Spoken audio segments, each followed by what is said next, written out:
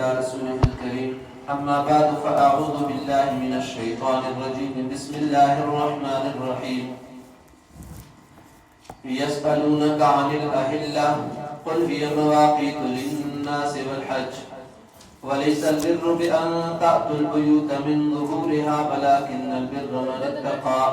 وأتوا البيوت من أبوابها واتقوا الله لعلكم تفلحون وقاتلوا في سبيل الله الذين يقاتلونكم ولا تعتدوا إن الله لا يحب المعتدين صدق الله العظيم. سورہ بقرہ آیت نمبر 189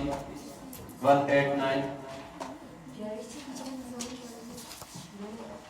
یہ سورت جو ہے آیت، اس آیت کے اندر ایک سوال ہے اور اس سوال کا آگے جواب دیا گیا ہے. عمومی طور پر جہاں پر سوالوں کے جواب دیے جاتے ہیں تو وہ سوال ہوتے ہیں یا وہ جگہ ہوتی ہے جہاں پر حضور صلی اللہ علیہ وسلم سے کسی دیہاتی نے، کسی صحابی نے یا کسی اور آدمی نے سوال کیا ہے اور اس کا جواب آسمانوں سے اللہ تبارک و تعالیٰ نے قرآن پیش کر کے دیا ہے. تو یہاں پر بھی یہی مسئلہ ہے کہ اللہ تبارک و تعالیٰ کے پیغمبر سے سوال ہوا اور آپ کو سوال کا جواب اللہ نے اوپر سے بتا دیا ہے. پچھلے رکوع کے اندر آپ نے ایک بات پڑھی تھی وہاں پر دعا کے متعلق، وَإِذَا سَأَلَكَ عِبَادِي عَنِّي فَإِنِّي قَرِيبٌ، کہ جب آپ سے پوچھیں میرے بندے میرے بارے میں تو آپ ان کو جواب دے دیجئے کہ میں قریب ہوں. اب قریب کس کو کہتے ہیں؟ اللہ تعالیٰ اپنی ذات اور اپنے علم اور قدرت کے لحاظ سے قریب ہے. ان اللہ قد احاط بكل شيء علما، اللہ تعالیٰ نے علم کے لحاظ سے ہر چیز کا احاطہ کر رکھا ہے. اور بخاری شریف کے اندر ایک روایت ہے، ابو موسیٰ اشعری رضی اللہ تعالی عنہ فرماتے ہیں کہ ایک غزوے میں ہم رسول اللہ صلی اللہ علیہ وسلم کے ساتھ تھے اور جب بلندی پر چڑھتے اور ڈھلوان میں اترتے اور کسی وادی میں اترتے وقت بلند آواز سے ہم تکبیر پڑھا کرتے تھے، اللہ اکبر. تو آپ صلی اللہ علیہ وسلم ہمارے قریب آئے اور فرمایا لوگوں اپنے آپ پر نرمی کرو، فَإِنَّكُمْ لَا تَدْعُونَ أَصَمَّ وَلَا غَائِبًا، اس لیے کہ تم کسی بہرے کو غیر موجود کو نہیں پکار رہے ہو، انما تدعون سمیعا بصیرا، کہ آپ سننے والے کو پکار رہے ہو اور بصیرا دیکھنے والے کو پکار رہے ہو. ان الذین تدعون اقرب الی احدکم من عنق راحلته، کہ بے شک وہ ذات جس کو تم پکار رہے ہو وہ تمہاری سواری کی گردن سے بھی زیادہ تمہارے قریب ہے. اور قرآن بھی کہتا ہے نحن اقرب الیہ من حبل الورید، میں تمہاری شہرت سے بھی زیادہ قریب ہوں. تو اللہ تعالیٰ کی ذات اور صفات ہر لحاظ سے قریب ہے. اور آگے جملہ ایک فرمایا تھا اجیب دعوت الداعی اذا دعانی، میں قبول کرتا ہوں پکارنے والے کی پکار کو جب وہ مجھے پکارتا ہے. تو دعا کی قبولیت کے لیے ضابطہ اپنے ذہن میں رکھیں کہ کیسے دعا قبول ہوتی ہے اور کب ہوتی ہے قبول. جن باتوں کا ہونا ضروری ہے اگر آدمی نے ان باتوں کو پورا کر لیا تو ایسے آدمی کی دعا قبول ہوگی. میں آپ کے سامنے وہ 3-4 باتیں رکھ دیتا ہوں. ایک بات تو یہ ہے کہ آدمی حلال روزی جو ہے کھائے، حلال رزق کھائے اور حرام کے قریب بھی نہ جائے. حرام کھائے گا دعا کبھی قبول نہیں ہوگی. دوسری بات، گناہ اور قطع رحمی کی دعا نہ کرے، گناہ کی دعا بھی نہ کرے، رشتے توڑنے کی دعا بھی نہ کرے. رشتے توڑنے کی دعا کرے گا، گناہ کی دعا کرے گا تب بھی وہ دعا قبول نہیں ہوگی. اور تیسری بات یہ ہے کہ پوری توجہ کے ساتھ دعا کرے تب جا کر کے دعا قبول ہوتی ہے. مانگ اللہ سے رہا ہے اور نظریں اور دھیان اس کا کہیں اور ہے تو ایسی صورت کے اندر بھی دعا قبول نہیں ہوتی ہے، کیونکہ میرے نبی نے ارشاد فرمایا ہے ان اللہ لا يقبل دعاء من قلب لاہ غافل، اللہ تعالیٰ غافل اور لہو اللہ کے اندر جو مشغول دل ہوتا ہے اس کی دعا کو قبول نہیں فرماتے ہیں. تو اس لیے یہ باتیں اپنے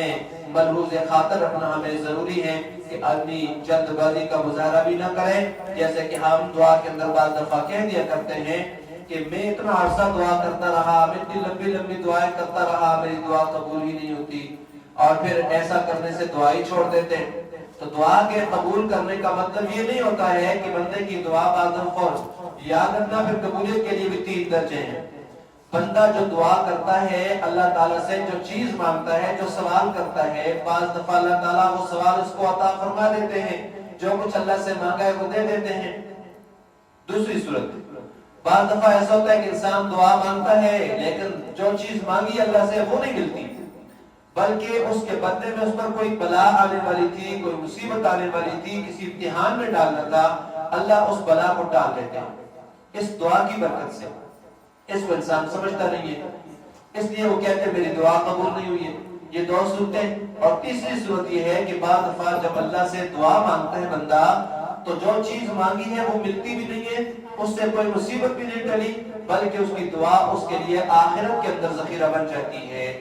اور جو بندہ دعا کرتا ہے اس کی دعا قبول نہیں ہوتی ہے یہاں دنیا کے اندر، آخرت کے اندر ذخیرہ بنتی ہے۔ جب وہاں پر اس کو ملے گا تو جو دعائیں اس کی دنیا میں قبول ہوئی ہوگی تو وہاں پر اللہ سے کہے گا، ایک تمنا کرے گا، کاش کہ میری دنیا کے اندر کوئی دعا قبول نہ ہوتی، ساری کی ساری آخرت کے لیے میرے پاس جمع ہو جاتی اور یہاں مجھے دیا جاتا۔ تو اس لیے مایوس کا کام نہیں ہونا چاہیے، کسی بھی صورت سے اللہ سے نا امیدی نہیں کرنی چاہیے۔ اللہ ہر بندے کی دعا کو سنتا ہے، اور صرف سنتا نہیں ہے بلکہ قبول بھی کرتا ہے۔ اور جہاں تک بات گناہ گاری کی ہے کہ آدمی گناہ گار ہے تو میری دعا اللہ کہاں سنے گا، میں تو مجرم ہوں، تو یاد رکھنا مجرم کی دعا کو بھی اللہ سنتے ہیں۔ اور مجرم کی دعا جب وہ مجرم دعا کرتا ہے تو اس سے سنتے ہی نہیں ہے، اللہ اس پر خوش بھی ہوتے ہیں،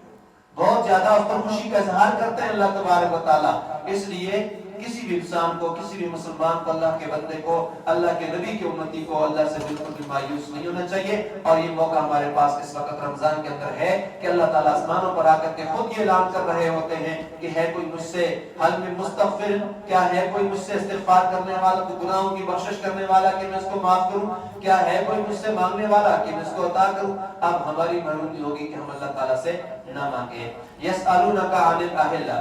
یہ اسی پچھلے رکوع کے اندر ایک اور بات ہو بہت ضروری سمجھتا ہوں بھی کہ یہاں پر ایک بات یہ بتائی گئی تھی کہ احل لکم لیلۃ الصیام الرفث، کہ تمہارے لیے حلال کر دیے گئے عورتوں سے روزوں کی حالت میں جماع کرنا، الرفث کنایہ جماع سے۔ تو پہلے زمانے میں یہ بات تھی، لیکن اس کے بعد رمضان المبارک کی راتوں کو بیویوں کے پاس جانے کی پابندی کے باوجود ایسا تھا، پابندی لگا دی تھی، جانے کی اجازت نہیں تھی۔ اسی طرح سے جو آدمی اگر سو جاتا تھا رات کو مغرب میں افطار کرنے کے بعد اگر سو جاتا تھا تو سونے کے بعد اس کو کھانے پینے کی اجازت نہیں ہوتی تھی۔ یہ چند ایسی چیزیں تھی جو گرا تھی، کچھ دنوں تک، کچھ عرصے تک تو ہوا، لیکن اس کے بعد یہ پابندیاں اس آیت کے ذریعے سے اٹھا دی گئی ہیں کہ پہلے یہ چیز تھی۔ تو جب بعض صحابہ کرام کے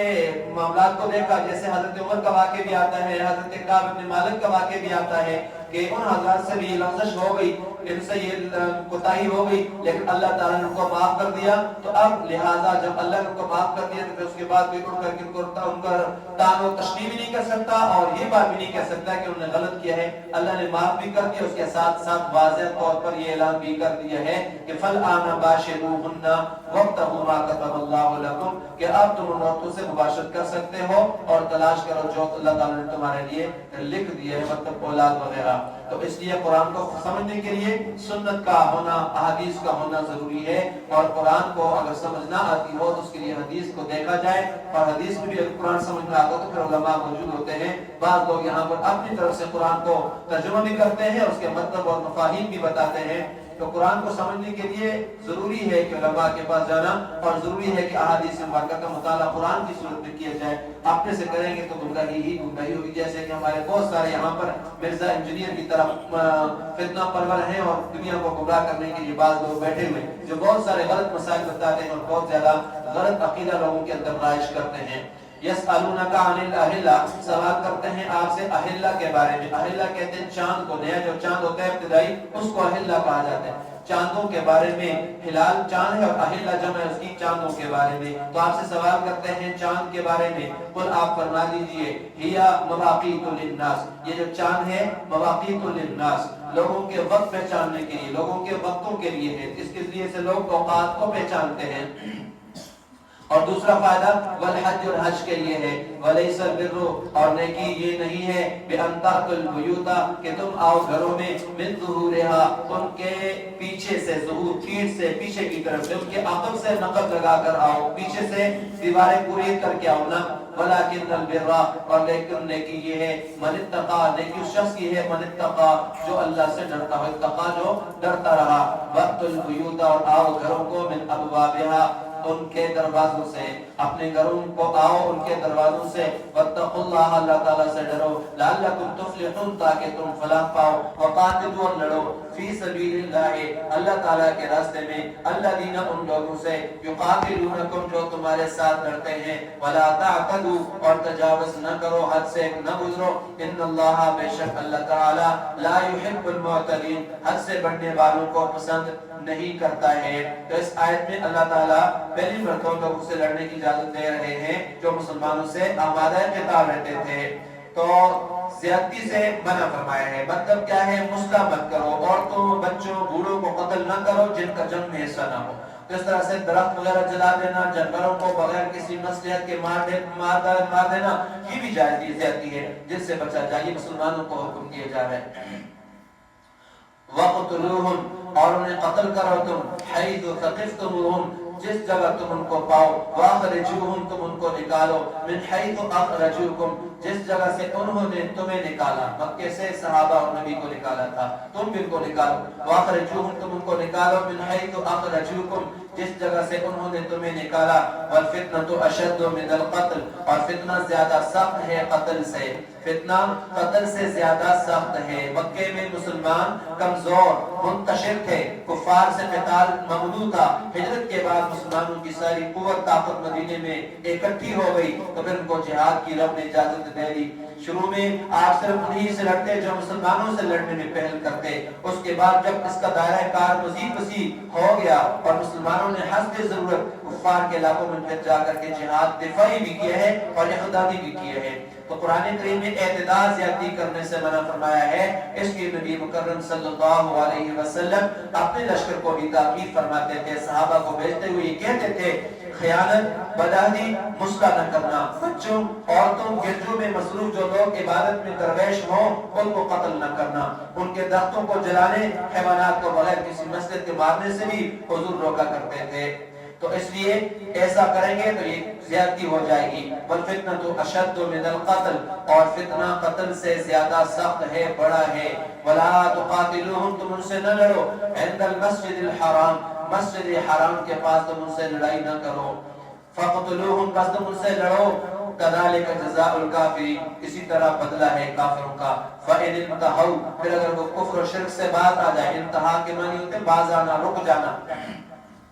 پھر اگر وہ باز آ جائیں کفر سے یا شرک سے باز آ جائیں، فإن اللہ غفور رحیم، بے شک اللہ تعالیٰ بخشنے والے مہربان ہے۔ وقاتلوہم، اور لڑو تم ان سے، حتی لا تکون فتنہ، یہاں تک کہ فتنہ باقی نہ رہے۔ فتنے سے مراد کفر اور شرک ہے، جب تک کفر ختم نہ ہو جائے، شرک ختم نہ ہو جائے، تم ان سے لڑو اور جہاد کرو۔ اب بعض لوگ اسی فلسفے کو سمجھتے نہیں ہیں اور جہاد کو فساد کہہ دیتے، جہاد کا تن فساد نہیں ہے، جہاد فساد کو ختم کرتا ہے۔ وَيَكُونَ الدِّينُ لِلَّهِ، اور ہو جائے دین اللہ تعالیٰ کا۔ فَإِنِ انْتَهَوْا، پھر اگر وہ باز آ جائیں، فَلَا عُدْوَانَ، تو نہیں ہے زیادتی، إِلَّا عَلَى الظَّالِمِينَ، مگر ظالموں پر، ظالموں پر زیادتی ہے، باقی کسی اور پر ظلم اور زیادتی کرنے کی اجازت نہیں ہے۔ یہاں آیت کے ابتدائی حصے کے اندر دو قسم کے، یعنی چاند کے متعلق اور سورج کے متعلق جو بات کی ہوئی ہے، تو دنیا میں دو قسم کے حساب چلتے ہیں اگر دیکھا جائے۔ ایک اعتبار جو ہے وہ شمسی ہوتا ہے،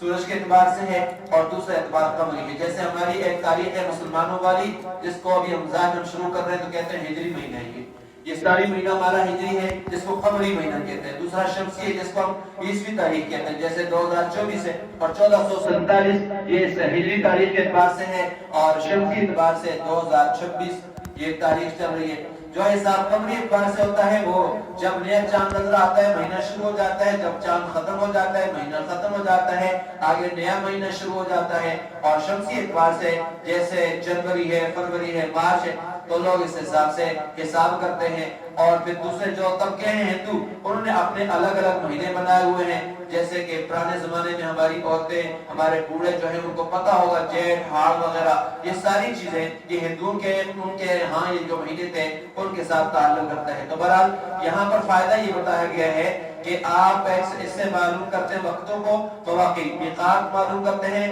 جس سے وقت کی شناخت ہوتی ہے، وقت کی شناخت کے آلات ان کے ذریعے سے وقت کی شناخت ہوتی ہے۔ تو یہاں پر لوگ وقت پہچانتے ہیں، روزہ رکھتے ہیں وہ بھی اس سے وابستہ ہے، حج کرتے ہیں تو وہ بھی اسی کے ساتھ تعلق رکھتا ہے۔ تو حج اور روزے دونوں کا تعلق اسی کے ساتھ ہے۔ پھر سال ختم ہوتا ہے، پھر کہتے ہیں محرم ہے، محرم کے مہینے رکھتے ہیں، شوال کے مہینے کے اندر روزے رکھتے ہیں۔ یہ سب چاند کے ذریعے سے معلوم ہوتا ہے۔ چاند نہ ہو تو ان چیزوں کا معلومات، ان چیزوں کی معلومات نہیں ہو سکتی ہے۔ الشہر الحرام بالشہر الحرام، شہر الحرام بالشہر الحرام، عزت والا مہینہ بالشہر الحرام، عزت والے مہینے کے بدلے ہیں، عزت والا مہینے، عزت والے مہینے عزت والے مہینوں کے بدلے ہیں، حرمت والے مہینے حرمت والے مہینوں کے بدلے ہیں۔ والحرمات قصاص، اور حرمتیں عدل بدلے کی ہیں، حرمتیں عدل بدلے کی ہیں۔ 6 ہجری کے اندر رسول اللہ صلی اللہ علیہ وسلم اپنے 1400 صحابہ اکرام کو ساتھ لے کر کے عمرے کے لیے گئے۔ کفار مکہ نے مکہ جانے نہیں دیا اور طے پایا کہ آئندہ سال مسلمان 3 دن کے لیے عمرہ کرنے کے لیے مکہ آئیں گے، اور یہ 3 دن کے لیے آئیں گے۔ مہینہ جو تھا، جو حرمت والے مہینوں میں سے ایک مہینہ تھا، اس مہینے میں گئے تھے۔ جب دوسرے سال مسلمان معاہدے کے مطابق اسی مہینے میں عمرہ کرنے کے لیے جانے لگے تو اللہ تبارک و تعالیٰ نے یہ آیت اتار دی۔ تو مطلب یہ ہے کہ اس دفعہ بھی اگر کفار مکہ اس مہینے میں حرمت پامال کر کے پچھلے سال کی طرح تمہیں مکے میں جانے سے روک دیں تو تم بھی اس کی حرمت کو نظر انداز کر کے ان سے بھرپور مقابلہ کرو۔ حرمتوں کو مرہون رکھنے میں بدلہ ہے، اگر وہ خیال کریں گے تو تم بھی کرنا، اگر وہ نہ رکھیں تو پھر ان پر چڑھائی تم بھی کر سکتے ہو۔ یعنی وہ حرمت کا خیال رکھتے ہیں تو رکھنا ہے تم نے، ورنہ تم بھی حرمت کو نظر انداز کر کے کافروں کو عبرتناک شکست اور عبرتناک انجام تک ان کو سبق سکھا سکتے اور پہنچا سکتے ہو۔ تو اس لیے حرمت کی چیزیں، حرمت والے مہینے یہ عدل بدلے کے ہیں، بدلے کی چیزیں ہیں۔ فمن اعتدى علیکم، بس جو شخص زیادتی کرے تم پر، فاعتدوا علیہ، تم بھی اس پر زیادتی کرو، بمثل، اسی جیسی، ما اعتدى علیکم، جیسی کہ اس نے تم پر زیادتی کی ہے۔ واتقوا اللہ، اللہ تعالیٰ سے ڈرتے رہو، واعلموا، جان لو، ان اللہ مع المتقین، کہ بے شک اللہ تعالیٰ پرہیزگاروں کے ساتھ ہے۔ وَأَنفِقُوا فِي سَبِيلِ اللَّهِ، تم خرچ کرو اللہ کے راستے میں، وَلَا تُلْقُوا بِأَيْدِيكُمْ إِلَى التَّهْلُكَةِ، اور نہ ڈالو تم اپنے ہاتھوں کو ہلاکت میں، ہاتھوں میں ڈالنا، اپنے آپ کو ہلاکت میں ڈالنا مراد ہے۔ تم اپنے آپ کو ہلاکت میں نہ ڈالو، ترجمہ یہ ہوگا کہ تم نہ ڈالو اپنے ہاتھوں کو ہلاکت میں۔ وَأَحْسِنُوا، اور تم نیکی کرو، إِنَّ اللَّهَ يُحِبُّ الْمُحْسِنِينَ، بے شک اللہ تعالیٰ نیکی کرنے والوں کو دوست رکھتا ہے، ان سے محبت کرتا ہے، ان کو پسند کرتا ہے۔ بعض لوگوں نے خرچ کرنے کو چھوڑ دیا، بعض نے جہاد چھوڑ دیا، بعض نے گناہ پر گناہ کیے، جانا مراد، یہ تمام چیزوں کی طرف اشارہ اس بات کے اندر کیا گیا کہ تینوں چیزیں مراد ہو سکتی ہیں، خرچ کرنے کو چھوڑنا، جہاد کو چھوڑنا، اور گناہ پر گناہ کرتے رہنا۔ وَأَحْسِنُوا، تم نیکی کرو، إِنَّ اللَّهَ يُحِبُّ الْمُحْسِنِينَ، بے شک اللہ تعالیٰ نیکی کرنے والوں کو پسند کرتا ہے۔ وَأَتِمُّوا الْحَجَّ وَالْعُمْرَةَ لِلَّهِ، تم پورا کرو حج اور عمرہ کو اللہ تعالیٰ کے لیے، للہ، اللہ کے لیے کرنا ہے، دنیا کے دکھلانے کے لیے نہیں کرنا ہے کہ وہاں پر بیت اللہ کے سامنے جا کر کے بھی اپنے موبائل کو اپنے کسی ساتھی کو یا جاننے والے کو تھما دیتے، دے دیتے اور اس سے کہہ دیتے بھائی جب میں نماز پڑھوں، جب میں اللہ سے دعا کروں قبلے کے سامنے احرام میں کھڑے ہو کر تو میری تصویر نکال دے، کیونکہ پاکستان بھیجنی ہے۔ یہ عبادت ہے، یہ اللہ کی رضا کے لیے ہوتی ہے۔ یہاں جب دکھلاوا آ جاتا ہے، ریا آ جاتی ہے تو چاہے بڑے سے بڑا عمل کوئی بھی ہے وہ ضائع ہو جاتا ہے۔ دکھلاوے کی صورت میں کوئی بھی عمل قابل قبول بالکل بھی نہیں ہے۔ تو بیت اللہ کے سامنے جا کر کے تصویریں کھنچوانا اور وہاں جا کر کے ویڈیوز بنانا اور وہاں جا کر کے اپنی عبادت کو لوگوں کو دکھلانا، پاکستان بھیجنا، رشتہ دار بھی دیکھیں، قطعاً جائز نہیں، کسی صورت میں بھی ٹھیک نہیں ہے، یہ اپنی عبادت کو بالکل ضائع کرنے کے مترادف ہے۔ تو اسی طرح سے یہاں پر ماحول بن چکا ہے، جو لوگ بیانات کرتے ہیں تو وہاں پر اپنے بیانات کو یا اپنی نعتوں کو یا اس طرح سے ان چیزوں کو صرف اس لیے اپلوڈ کرتے ہیں کہ لوگوں کے سامنے میں مشہور ہو جاؤں، تو یہ شہرت مل جائے گی لیکن اللہ کے ہاں اس کا مقام اور مرتبہ نہیں ہوگا۔ وَأَتِمُّوا الْحَجَّ وَالْعُمْرَةَ لِلَّهِ، تم پورا کرو حج اور عمرہ کو اللہ تعالیٰ کے لیے۔ فَإِنْ أُحْصِرْتُمْ، پھر اگر تم روک دیے گئے، فَمَسْتَيْسَرَ مِنَ الْهَدْيِ، تو جو آسان ہو قربانی میں سے وہ کر دو۔ فَمَسْتَيْسَرَ، جو میسر ہو یا آسان ہو، مِنَ الْهَدْيِ، قربانی میں سے۔ ترجمہ یہاں تک کی، تو مطلب جو آسان ہو وہ قربانی تم کر سکتے ہو، تمہارے ذمہ یہی چیز ہے۔ وَلَا تَحْلِقُوا رُؤُوسَكُمْ، اور نہ منڈواؤ تم اپنے سروں کو، حَتَّى يَبْلُغَ الْهَدْيُ، یہاں تک کہ قربانی پہنچ جائے، مَحِلَّهُ، اپنی قربان گاہ تک، یہاں تک کہ پہنچ جائے قربانی کا جانور اپنے حلال ہونے کی جگہ کو۔ فَمَنْ كَانَ مِنْكُمْ مَرِيضًا، بس جو آدمی ہو تم میں سے بیمار، او به اذم من رأسه یا اس کو تکلیف ہو من رأسه اپنے سر میں ففدیۃ من صیام تو فدیہ لازم ہے روزوں کا روزے کی صورت میں فدیہ دے دے او صدقۃ یا صدقہ ہے او نسک یا قربانی ہے کوئی جانور قربانی کرنا ہے اور سر منڈوا سکتے ہیں فَإِذَا أَمِنْتُمْ پس جب تم امن پالو فَمَنْ تَمَتَّعَ بِالْعُمْرَةِ إِلَى الْحَجِّ تو جس نے فائدہ اٹھایا بالعمرہ عمرہ کر کے الى الحج حج کے ساتھ عمرہ بھی کر فمستيسر من الهدي جو آسان ہو قربانی میں سے وہ کر دو فمن لم يجد جو آدمی قربانی کا جانور نہ پائے من لم يجد جو نہ پائے قربانی کا جانور مراد ہے جو آدمی قربانی نہ پائے قربانی کا جانور نہ پائے فصيام 3 ایام تو 3 دن روزے رکھے فی الحج حج کے اندر 3 دنوں کے روزے لازم ہیں حج کے دنوں میں وسبعۃ اذا رجعتم اور 7 اذا رجعتم جب تم واپس لوٹو واپس گھر آؤ تو 7 روزے اور رکھ لو تلک عشرۃ کاملہ یہ 10 ہو گئے پورے پہلے تو قربانی کرنی ہے لیکن اگر قربانی کا جانور نہ ہو تو 3 دن کے روزے وہیں رکھنے اور 7 واپس گھر میں آ کر کے رکھ لے تلک عشرۃ کاملہ یہ 10 ہو گئے پورے ذالک یہ حکم ہے لمن لم یکن اہل اس کے لیے کہ نہ رہتے ہوں اس کے گھر والے مطلب جو مکے کے رہنے والے نہ ان کے لیے باہر سے آنے والے خارجی حاضر المسجد الحرام مسجد حرام کے قریب واتقوا اللہ ڈرو اللہ سے وَعْلَمُوا جان لو ان اللہ شدید العقاب کہ بے شک اللہ تعالیٰ سخت سزا دینے والا ہے بے شک اللہ تعالیٰ سخت سزا دینے والا ہے اگر تم ان عبادتوں کے اندر ذرہ برابر بھی کمی بیشی کرو گے یا اپنی طرف سے تم اعمال کو عدل بدل کرو گے خراب کرو گے تو پھر اللہ تعالیٰ کی سزا سے بچ نہ پاؤ گے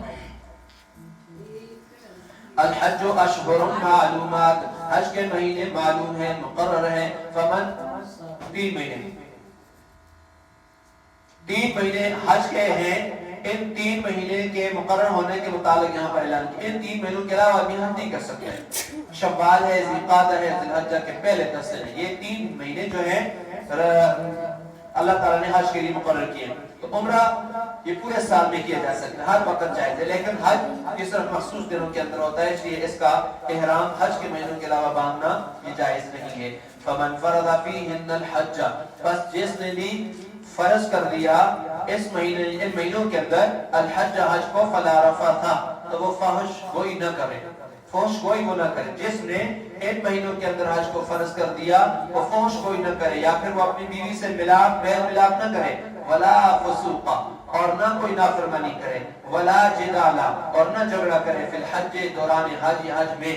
وما تفعلوا جو بھی تم کرو گے من خیر بھلائی میں سے نیکی میں سے یعلم اللہ اس کو اللہ تعالیٰ جانتا ہے وتزودوا اور تم لے لو سفر خرچ تزود زاد راہ سفر خرچ تم لے لو فإن خیر الزاد بے شک بہترین توشہ بہترین سفر خرچ التقوی بچنا ہے یعنی آدمی اپنے ساتھ لے کے کچھ بھی نہ جائے وہاں لوگوں سے مانگتا پھرے یہ ٹھیک نہیں ہے بلکہ اپنے ساتھ توشہ لے کر کے جاؤ اور کسی سے نہ مانگو تقوی پرہیزگاری یہ بہترین توشہ ہے واتقونی مجھے ہی سے ڈرو یا اولی الالباب اے عقل مندو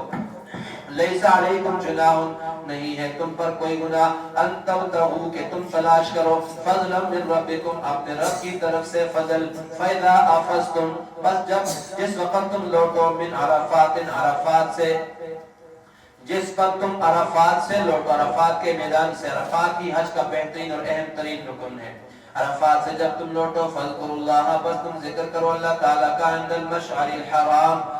مشعر الحرام کے پاس عزت والی گھاٹی کے پاس اس گھاٹی کے پاس جو عزت والی ہے حرام حرمت والی ہے مشعر گھاٹی کو کہتے ہیں اس گھاٹی کے پاس جو عزت والی ہے یا مشعر حرام کے پاس وَذْكُرُوهُ اللہ تعالیٰ کا ذکر کرو كَمَا هَدَاكُمْ جیسے کہ اس نے تمہیں تعلیم عطا فرمائی ہے جیسے کہ اس نے تمہیں ہدایت عطا فرمائی ہے وَإِن كُنْتُمْ اگر تم ہو من قبل اگرچہ تم تھے من قبل اس سے پہلے لَمِنَ الضَّالِّينَ گمراہوں میں سے ثم افیدوا پھر تم واپس ہو جاؤ لوٹو من حیث افاض الناس جہاں سے لوگ واپس ہوتے ہیں تم بھی وہاں سے واپس آؤ جہاں سے لوگ واپس آتے ہیں جس جگہ سے لوگ لوٹتے ہیں واستغفر اللہ اللہ تعالیٰ سے معافی مانگو ان اللہ بے شک اللہ تعالیٰ غفور بخشنے والا رحیم مہربانی کرنے والا ہے معاف بھی کرتا ہے اور مہربانی بھی فرماتا ہے عرفات جانا، وہاں وقوف کر کے واپس آنا ضروری ہے۔ عرفات حرم سے باہر ہے، اس لیے مکے کے جو رہنے والے قریشی لوگ تھے وہ عرفات نہیں جاتے تھے بلکہ مزدلفہ سے ہی واپس لوٹ آتے تھے۔ تو حکم دیا جا رہا ہے ان کو کہ جہاں سے سارے لوگ لوٹ کر کے واپس آتے ہیں وہیں سے لوٹ کر کے تم بھی آؤ، یعنی عرفات تم بھی جاؤ۔ فَإِذَا قَضَيْتُمْ، جب تم قضیتم پورا کر دو، ادا کر لو، مناسککم اپنے حج کے افعال، فاذکروا اللہ تو تم ذکر کرو اللہ تعالیٰ کا، کذکرکم آباءکم جیسے تم ذکر کرتے ہو اپنے باپ دادوں کا، او اشد ذکرا یا اس سے بھی زیادہ ذکر، فمن الناس پس لوگوں میں سے بعض وہ بھی ہیں، من یقول جو کہتے ہیں ربنا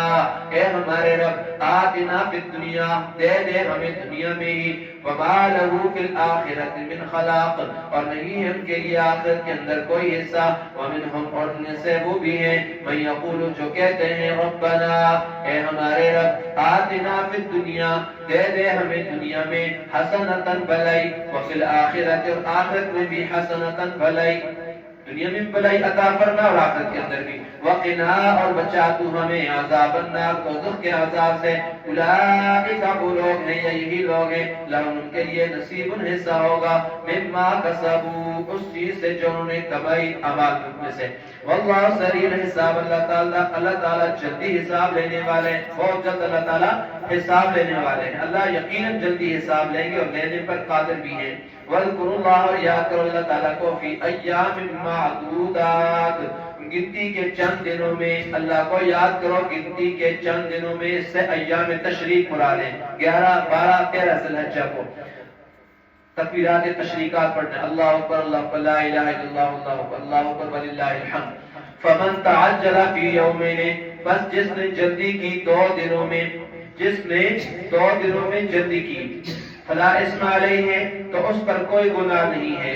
ومن تاخر اور جس نے تاخیر کی جو تاخیر کرے، فلا اسم علیہ تو اس پر بھی کوئی گناہ نہیں ہے،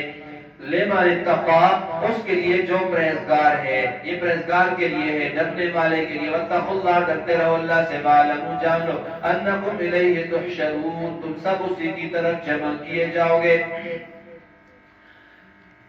رمی جماعت جو شیطان ہے تین ان کو پتھر مارنا اس کو رمی جماعت کہتے ہیں، جمرات کو کنکریاں مارنا، جمرات کو شیطانوں کے نام ہے۔ یہ 3 دن افضل ہیں، 3 دن رمی جماعت کرنا، 3 دن کنکریاں مارنا یہ افضل ہے، لیکن اگر کوئی آدمی 2 دن یعنی 11 اور 12 ذی الحجہ کو کنکریاں مار کر مینا سے واپس آ جائے تو اس کی بھی اجازت ہے، اور کوئی آدمی اگر 13ویں دن کے بعد 14ویں دن کو بھی مار لے تو اس پر بھی کوئی گناہ نہیں، ومن تاخر فلا اسم علیہ۔ ومن الناس لوگوں میں سے بعض، ومن الناس بعض لوگ یہ لوگوں میں سے بعض وہ ہیں، من یعجبک قولہ جن کی بات آپ کو اچھی لگتی ہے، بعض لوگ ایسے ہیں جن کی باتیں آپ کو اچھی لگتی ہیں، فی الحیات دنیا دنیاوی غرض سے، دنیاوی غرض کی باتیں آپ کو خوش کر دیتی ہیں، اچھی لگتی ہیں، وَيُشْهِدُ اللَّهَ عَلَى مَا فِي قَلْبِهِ اور گواہ کرتا اللہ کو اللہ اس پر ما فی قلبی جو اس کے دل میں ہے، وہ اپنے دل کی باتوں پر اللہ کو گواہ بناتا ہے، گواہ کرتا ہے، وَهُوَ أَلَدُّ الْخِصَامِ حالانکہ دراصل وہ الگ الخصام، خصام جھگڑالو کہتے ہیں، الگ بہت زیادہ یا زبردست، وہ زبردست جھگڑالو ہے، بہت زیادہ جھگڑالو ہے۔ ایک روایت ہے جو کہ اگرچہ ضعیف ہے لیکن اس کے اندر یہ آتا ہے، منافق تھا جس کا نام تھا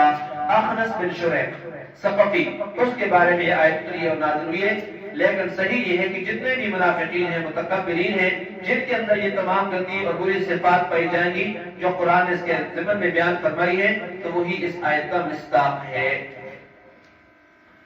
وَإِذَا تَوَلَّى اور جب تولا اور جب وہ لوگ اپنے آپ کو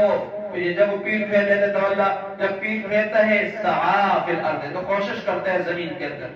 لیفسد فیہا تاکہ زمین میں فساد مچائے، وَيُهْلِكَ الْحَرْثَ اور تاکہ ہلاک کر دے کھیتی کو، وَالنَّسْلَ اور نسل کو یا جانوروں کی نسل مراد سے نسل کو ہلاک کر دے، وَاللَّهُ اللہ تعالیٰ لا يحب الفساد نہیں پسند کرتا فساد کو، وَإِذَا اور جب قیل لہو اس کو کہا جاتا ہے اتق اللہ اللہ تعالیٰ سے ڈر، اخذته العزت ابارتی ہے غیرت اس کو، غیرت اس کو ابارتی ہے، آمادہ کرتی ہے، پکڑتی ہے اس کو غیرت، بالاسم گناہ پر، اب وہ ایسی صورت میں گناہ کرنے لگ جاتے ہیں غیرت کی بنا پر، گناہ غیرت کی بنا پر کرنے لگ جاتے ہیں، فحسبہ جہنم، تو ایسے آدمی کے لیے جہنم ہی کافی ہے، وَلَبِئْسَ الْمِہَادُ، اور وہ بدترین جگہ ہے، بدترین ٹھکانہ ہے، بدترین جگہ ہے جہنم، وَلَبِئْسَ الْمِہَادُ، بہت برا ٹھکانہ ہے۔ وَمِنَ النَّاسِ، اور لوگوں میں سے بعض وہ ہیں من یشری نفسہ، جو خریدتے اپنی جان کو ابتغاء مرضات اللہ، اللہ تعالیٰ کی رضا چاہتے ہوئے، واللہ، اور اللہ تبارک تعالیٰ رؤوف بالعباد، بڑی مہربانی کرنے والا اپنے بندوں پر۔ یا ایھا الذین آمنوا، اے ایمان والو، ادخلوا فی السلم، داخل ہو جاؤ اسلام کے اندر، فی السلم، اسلام کے اندر، کافہ، پورے پورے اسلام میں پورے داخل ہو جاؤ، آدھے پیکر اور آدھے بٹیر مت بنو کہ کسی دوسرے مذہب کی باتوں کو بھی اپناؤ اور اسلام کی باتوں کو بھی اپناؤ، ہرگز نہیں۔ ولا تتبعوا خطوات الشیطان، شیطان کے قدموں کی تابعداری نہ کرو، شیطان کے نقش قدم پر نہ چلو، انہ لکم عدو مبین، بے شک وہ تمہارا کھلا دشمن ہے، واضح دشمن ہے۔ یہ آیت جو ہے یا ایھا الذین آمنوا ادخلوا فی السلم کافہ، ایک یہ آیت پہلے والی جو آیت وَمِنَ النَّاسِ مَن یشری نفسہ ابتغاء، یہ پہلے والی جو آیت ہے، ایک آیت جو پیچھے گزری ہے وہ اخنس بن شریح کے متعلق تھی، اور یہ جو آیت ہے وَمِنَ النَّاسِ مَن یشری نفسہ، یہ حضرت صہیب رومی رضی اللہ تعالیٰ عنہ کے بارے میں اتری ہوئی ہے۔ صہیب رومی رضی اللہ تعالیٰ عنہ کے بارے میں کہ جب وہ ہجرت کرنے لگے تو کافروں نے کہا یہ مال سب یہاں کمایا تھا، ہمارا کمایا ہوا ہے، ادھر کا کمایا ہوا ہے، ہم اس مال کو آپ کو ساتھ لے کر کے جانے نہیں دیں گے، آپ اس کو چھوڑ کے جائیں۔ حضرت صہیب نے سارا مال ان کے حوالے کر دیا اور دین ساتھ لے کر کے، صرف اسلام کو ساتھ لے کر کے، کلمے کو ساتھ لے کر کے حضور کی خدمت میں حاضر ہو گئے۔ آپ صلی اللہ علیہ وسلم نے جب ان کا یہ واقعہ سنا تو سن کر کے فرمایا صہیب نے نفع بخش تجارت کی ہے، صہیب نے نفع بخش تجارت کی ہے، 2 مرتبہ جملہ فرمایا۔ اب یہ آیت بھی عام ہے، چاہے صہیب رومی ہو، جو تمام ایمان والے جتنے بھی مسلمان ہیں، متقین ہیں، پرہیزگار ہیں، دنیا کے مقابلے میں دین کو اور آخرت کو ترجیح دینے والے ہیں، وہ سارے اس آیت کے اندر شامل ہو، اس کا مصداق ہیں، کیونکہ اس قسم کی تمام آیات کے بارے میں جو کسی خاص آدمی یا واقعے کے بارے میں نازل ہوئی ہے، اصول ہی یہ ہے، یعنی لفظ کے عموم کے اعتبار سے ہوگا، سبب نزول کے خصوص کے اعتبار نہیں کیا جائے گا۔ تو اخنس بن شریح ہو یا اس آیت کا مصداق ہو، دونوں کے مصداق ایک بھی ہو سکتے ہیں اور سب بھی ہو سکتے ہیں، جو بھی اس قسم کی صفات والے ہوں گے۔ آگے پھر دوسری آیت کے اندر ایمان والوں کو کہا جائے کہ اسلام میں پوری داخل ہو، اس طرح نہ کرو جو باتیں تمہاری مصلحتوں خواہشات کے مطابق ہوں تو عمل کر لو، 8 رکعت تراویح پڑھ کے گھر کو بھاگ جاؤ، یہ تمہاری مرضی ہے، اصل جو رکعتیں ہیں وہ 20 رکعت ہے، تو 20 کو چھوڑ دو، اپنی مرضی کی بات کر لو، ایسا چیز نہیں ہے، صرف اسلام کو مکمل طور پر اپنانا ہے۔ اس سے دین نے بدعات کی نفی کر دی، اور آج کل کے جو سیکولر ذہن کے لوگ ہیں ان کی بھی تردید ہوگی، جو اسلام کو مکمل طور پر اپنانے کے لیے تیار نہیں ہوتے، بلکہ دین کو عبادات یعنی مساجد تک محدود کرنا اور سیاست اور ایوان حکومت سے اس دین کو نکالنا چاہتے ہیں۔ اسی طرح عوام کو بھی سمجھایا جا رہا ہے کہ جو رسمیں، جو رواج، جو علاقائی ثقافت اور روایات کو پسند کرتے ہیں، انہیں چھوڑنے کے لیے یہ جو عوام ہوتی ہے وہ آمادہ نہیں ہوتی ہے۔ جیسے شادی اور بیاہ کی عام طور پر ہندوانہ رسمیں ہمارے ہاں رسومات ہیں، رواج ہیں، ان سے یہ کہا جا رہا ہے کہ شیطان کے قدموں کی پیروی مت کرو، جو تمہیں خلاف اسلام باتوں کے لیے حسین فلسفے، بہترین فلسفے تلاش کر پیش کرتے ہیں، برائیوں پر خوشنما غلاف چلاتے ہیں، بدعات کو بھی نیکی باور کرواتے ہیں، ان سے اپنے آپ کو بچاؤ، اسلام کے اندر پورے داخل ہو جاؤ۔ فَإِنْ زَلَلْتُمْ مِنْ بَعْدِ، اگر تم بھٹک جاؤ، پھسل جاؤ، مِنْ بَعْدِ، اس کے بعد کہ مَا جَاءَتْكُمُ الْبَيِّنَاتُ، تمہارے پاس دلیلیں آ گئی، تمہارے پاس دلیلیں آ جانے کے بعد بھی تم پھسل جاؤ، فَعْلَمُوا، تم جان لو ان اللہ عزیز الحکیم، بے شک اللہ تعالیٰ عزیز الغلبے والا ہے، حکیم الحکمت والا ہے۔ هَلْ يَنْظُرُونَ إِلَّا أَنْ يَأْتِيَهُمُ اللَّهُ فِي ظُلَلٍ، کیا انتظار کر رہے ہیں لوگ، اللہ مگر یاتیہم اللہ، کہ آئے اللہ تعالیٰ ان کے پاس، فی ظلال، سائے بانوں کے اندر، من الغمام، بادلوں کے، ابر کے، کہ اللہ تعالیٰ ابر کے یا بادلوں کے سائے بانوں میں آ جائے، والملائکۃ، اور فرشتے بھی، وقضی الامر، اور کام انتہا تک پہنچ جائے، پورا کر دیا جائے۔ یہ تو قیامت کا منظر ہوگا، جب قیامت آ جائے گی، قیامت برپا ہونے کا انتظار کر رہے ہیں لوگ، کیا پھر اس کا مطلب کیا ہوگا کہ اللہ تعالیٰ فرشتوں کے جلوں میں، بادلوں کے سائے میں ان کے سامنے آ جائے، فیصلہ ہو جائے، تب یہ لوگ ایمان لائیں گے۔ اب اس وقت اگر ایمان لاتے ہیں تو ایسے وقت کا ایمان قبول نہیں کیا جائے گا۔ اسلام اس لیے قبول اسلام میں تاخیر مت کرو، فوراً اسلام قبول کر کے اپنی آخرت کو ٹھیک کر لو، سنبھال لو۔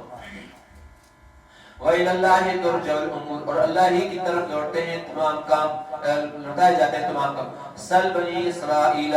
سل بنی پوچھو، سل سوال کرنے امر کا صیغہ، بنی اسرائیل بنی اسرائیل سے پوچھو، کم آتیناہم کہ ہم نے کتنی دی ہیں ان کو، من آیت نشانیاں، بینہ واضح یا روشن، کس قدر روشن نشانیاں ہم نے ان کو عطا فرمائی ہیں. موسیٰ علیہ السلام کا عصا کو دیکھ لیجئے، جادوگروں کا قہر کیسے توڑ کیے ہیں، سمندر سے راستے کیسے بنائے ہیں، پتھر سے 12 چشمے جاری کیے، من اور سلمہ کو اللہ نے اتارا، اسی طرح سے باتوں کا سایہ پر کیا. یہ ساری قدرت کی نشانیاں تھی موسیٰ علیہ السلام کی سچائی کے لیے اللہ نے معجزے کے طور پر ان کو عطا فرمائی تھی.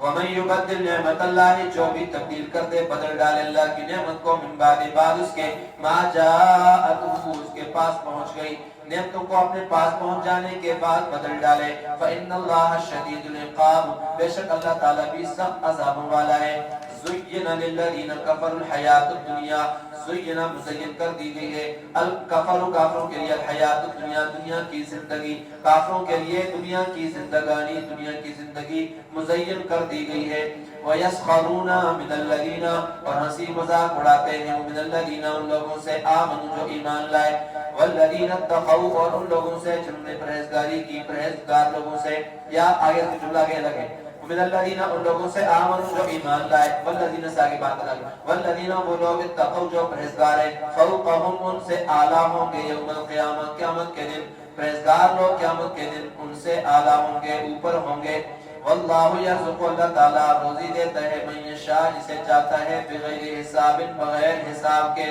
اللہ حساب نہیں کرتا ہے، بغیر حساب کے اللہ تعالیٰ کو ایسے لوگوں کو روزی دیتا ہے. کان الناس امتا واحدہ، تھے لوگ ایک ہی کرو، ایک ہی امت. فبعث اللہ، پس بھیجے اللہ تعالیٰ نے النبیین نبی، مبشرین خوشخبری سنانے والے، ومنذرین اور ڈرانے والے، وانزل معهم الکتاب اور نازل فرمائی اللہ تعالیٰ نے ان پر کتابیں، بالحق حق کے ساتھ، لیحکم بین الناس تاکہ وہ کتابیں، لیحکم کی ضمیر ہے، لیحکم تاکہ وہ فیصلہ کرے، بین الناس لوگوں کے درمیان، فیما چیزوں میں اختلافو فیہ جن میں ان لوگوں نے اختلاف کیا ہے، وَمَا اخْتَلَفَ فِيهِ اور نہیں اختلاف کیا ان میں، إِلَّا الَّذِينَ مگر ان لوگوں نے، أُوتُوهُ جن کو دی گئی ہیں کتابیں، مِن بَعْدِ مَا جَاءَتْهُمُ الْبَيِّنَاتُ بعد اس کے کہ واضح دلیلیں ان کے پاس آ گئی، بغیاً سرکشی کرتے ہوئے، بینہم آپس میں، صرف سرکشی تھی، جانتے تھے حق ہے لیکن سرکشی کی وجہ سے انکار کیا. فہد اللہ الذین آمنوا، بس اللہ نے ہدایت دی ان لوگوں کو، آمن جو ایمان لائے، لما یعنی ان لوگوں کو اللہ تبارک و تعالیٰ نے ہدایت دی جو ایمان لائے، لما اختلفوا فیہ من الحق، لما اختلفوا فیہ من الحق بإذنہ. اب ایسے لوگوں کے متعلق اللہ تعالیٰ فرما رہے ہیں اس چیز میں جو ان لوگوں کو ہدایت دی جو ایمان لائے، لما اختلفوا فیہ اس چیز میں جس میں انہوں نے اختلاف کیا تھا. اہل کتاب نے، یہود اور نصارہ نے جو اختلاف کیا تھا جس چیز میں، من الحق حق سے، بإذنہ ہی اللہ تعالیٰ نے اپنے حکم سے ان کو ہدایت دی ہے. واللہ یہدی من یشاء، اللہ تعالیٰ ہدایت دیتا ہے جس کو چاہتا ہے، الی صراط مستقیم، صراط مستقیم کی طرف، صراط مستقیم کی طرف اللہ تعالیٰ کو راستہ دکھاتا ہے اور ہدایت دیتا ہے. یہاں پچھلی آیت کے اندر زُیِّنَ لِلَّذِینَ کَفَرُوا الْحَیَاةُ الدُّنْیَا، اللہ تبارک و تعالیٰ نے کثرت مال کے متعلق فرما دیا ہے. تو کثرت مال ہو یا دنیا کی چیزیں ہوں، ان کو اگر کسی کے لیے دے دیا گیا ہے تو ان ہی کو سب کچھ سمجھ کے نہ بیٹھ جائے. اب اصل جو چیز ہے وہ اللہ تعالیٰ کے ہاں ہے، اور وہ ایمان دیکھا جاتا ہے، پیسہ نہیں دیکھا جاتا، تقویٰ دیکھا جاتا ہے، دولت نہیں دیکھی جاتی ہے، ایمان کا معیار دیکھا جاتا ہے، حسن و خوبی نہیں دیکھی جاتی ہے. جہاں تک بات روزی کی ہے تو اللہ تعالیٰ جس کو چاہتے ہیں، واللہ یرزق من یشاء بغیر حساب، اس کو بغیر حساب کے دے دیتے ہیں، اور اتنا دیتے ہیں کہ پھر اس کا حساب بھی نہیں کیا جا سکتا. جیسے حضرت سلیمان علیہ السلام کو دیکھ لیا جائے کہ اللہ تبارک و تعالیٰ نے کتنی روزی ان کو عطا فرمائی ہے، بہت زیادہ، بے شمار، اتنا زیادہ کہ جس کا دنیا والے اندازہ بھی نہیں لگا سکتے ہیں. اس لیے دنیا کے اندر دولت کا مل جانا، پیسے کا مل جانا، اولاد کا مل جانا، خزانوں کا مل جانا، یہ معیار قطعاً بھی نہیں ہے. کسی صورت میں بھی کوئی آدمی ان چیزوں کو ہی سمجھ کر کے بیٹھ جائے سب کچھ یہی ہے، یہ غلط ہے. ام حسبتم ان تدخلوا الجنہ، کیا تم یہ خیال کرتے ہو، کیا تم خیال کرتے ہو ان تدخلوا الجنہ، اس بات کا کہ تم جنت میں داخل ہو جاؤ گے. ولما یاتکم، اور ابھی تک نہیں آئی تمہارے پاس مثل الذین، مثالیں ان لوگوں کی خلو جو گزر چکے، یہ حالات ان لوگوں کے جو پہلے گزر چکے ہیں. من قبلکم، تم سے پہلے، مستہم البأساء، پہنچی ان کو مالی پریشانی. بأساء کے معنی سے مالی لحاظ سے ان کو جو پریشانی پہنچی. مستہم البأساء، ان کو پریشانیاں پہنچی، تکلیفیں پہنچی. والضراء، اور بدنی پریشانیاں. بأس کے معنی مالی پریشانی، ضراء بدن کی تکلیف کو کہتے ہیں، بدنی تکلیفیں، بدنی پریشانیاں. وزلزلوا، اور زلزلہ، زلزلہ کہتے ہیں جھنجھوڑنے کو، ان کو جھنجھوڑ دیے گئے یہاں تک کہ وہ جھنجھوڑے گئے. زلزلوا حتی یقول الرسول، یہاں تک کہ کہا اس وقت تو پیغمبر تھا اس نے، یقول الرسول، یہاں تک کہ پیغمبر نے کہا، والذین آمنوا معه، اور ان لوگوں نے جو ایمان لائے تھے ان کے ساتھ، اس نے کہا، انہوں نے کہا، متی نصر اللہ، کب آئے گی اللہ تعالیٰ کی مدد. الا خبردار، ان نصر اللہ قریب، بے شک اللہ کی مدد قریب ہے. یسألونک، وہ سوال کرتے ہیں آپ سے، ماذا ينفقون، کہ وہ کیا کچھ خرچ کریں. قل، آپ فرما دیجئے، ما انفقتم، جو چیز تم خرچ کرو، من خیر، مال میں سے، فللوالدین، پس وہ ماں باپ کے لیے ہے، والاقربین، اور قریبی رشتہ داروں کے لیے ہے، والیتامی، اور یتیموں کے لیے ہے، والمساکین، مسکینوں کے لیے، وابن السبیل، مسافروں کے لیے. وما تفعلوا من خیر، جو بھی تم کرو گے بھلائی یا خیر یا نیکی، فإن اللہ بہ علیم، بے شک اللہ تعالیٰ اس کو جاننے والے ہیں. کتب علیکم القتال، فرض کر دیا گیا تم پر قتال، دشمنوں کے ساتھ لڑنا، جہاد کرنا تم پر فرض کر دیا گیا ہے. وَهُوَ كُرْهٌ لَكُمْ، اور یہ لڑنا تمہیں ناپسند ہے، ناپسند ہے یہ تمہیں. وَعَسَىٰ، اور قریب ہے کہ ان تکرہوا شیئا، کہ تم کسی چیز کو ناپسند کرو. وَهُوَ خَيْرٌ لَكُمْ، اور وہ تمہارے لیے بہتر ہو. وَعَسَىٰ، اور قریب ہے ان تحبوا شیئا، کہ تم کسی چیز کو ناپسند کرو. وَهُوَ شر، تم کسی چیز کو پسند کرو. وَهُوَ شَرٌ لَكُمْ، اور وہ تمہارے لیے بری ہو. وَاللَّهُ يَعْلَمُ، اللہ تعالیٰ جانتا ہے. وَأَنْتُمْ لَا تَعْلَمُونَ، اور تم نہیں جانتے ہو. اللہ جانتا ہے اور تم نہیں جانتے ہو. یہ رجب، ذی-قعدہ، ذی-الحجہ، محرم، یہ اللہ تبارک و تعالیٰ نے جو مہینے بیان کیے ہیں، یا پھر اسی طرح سے پیچھے خرچ کرنے کے متعلق جو کچھ کہا ہے، جہاد کا جو حکم دیا ہے، یہ تمام احکامات پیچھے سے ابھی تک جو چلے آ رہے ہیں. اب یہاں پر جہادی کی بات چل رہی ہے تو جہاد کے حکم کی مثال دے کر کے ایمان والوں کو بات سمجھائی جا رہی ہے کہ اللہ کے ہر حکم پر آپ لوگوں نے عمل کرنا ہے. اب عمل میں بعض دفعہ احکامات ایسے بھی ہیں کہ وہ تمہیں گران گزرتے ہیں، ناگواری محسوس ہوتی ہے، ناگواری لگتی ہے تمہیں، اس لیے انجام کو دیکھنا ہے اور نتیجے کو صرف دیکھنا ہے. اور نتیجے کو جانتے تم نہیں ہو، اللہ تعالیٰ جانتا ہے. اس کے انجام اور نتیجے کو صرف اللہ کی ذات جانتی ہے، تم نہیں جانتے. ہو سکتا ہے اس میں تمہارے لیے بہتری ہو، جیسے جہاد کو دیکھ لیا جائے کہ جہاد کے نتیجے میں تمہیں فتح، غلبہ، عزت، سرفرازی، بلندی، مال اور اسباب مل سکتا ہے. اسی طرح سے تم جس کو پسند کرتے ہو تو تمہاری پسند کیا ہے کہ ہم جہاد نہ کریں، جنگ میں نہ جائیں، ہم اپنی جان کو محفوظ کر کے گھروں میں بیٹھ جائیں. جہاد کے بجائے گھر میں بیٹھے رہنے کو تم پسند کرتے ہو تو نتیجہ اس کا تمہارے لیے خطرناک ہو سکتا ہے. یعنی دشمن تم پر غالب آ جائے اور تمہاری ذلت، تمہاری رسوائی کا تم ان کے سامنے سامنا کرنا پڑے. تو اس لیے تم ایسا ہرگز خیال نہ کرو، ایسی چیزیں تمہارے لیے ٹھیک نہیں ہیں. یسألونک عن الشہر الحرام، آپ سے سوال کرتے ہیں لوگ حرمت والے مہینوں کے بارے میں. قتال فیہ، ان میں لڑائی کے بارے میں سوال کرتے ہیں، جہاد کے بارے میں سوال کرتے ہیں. قل، آپ فرما دیجئے، قتال فیہ کبیر، ان میں لڑائی کرنا بڑا گناہ ہے. واخراج اہلہ، اور اخراج اہلہ، وہاں کے رہنے والوں کو نکالنا، منہ سے اکبر، زیادہ بڑا ہے. حرم سے،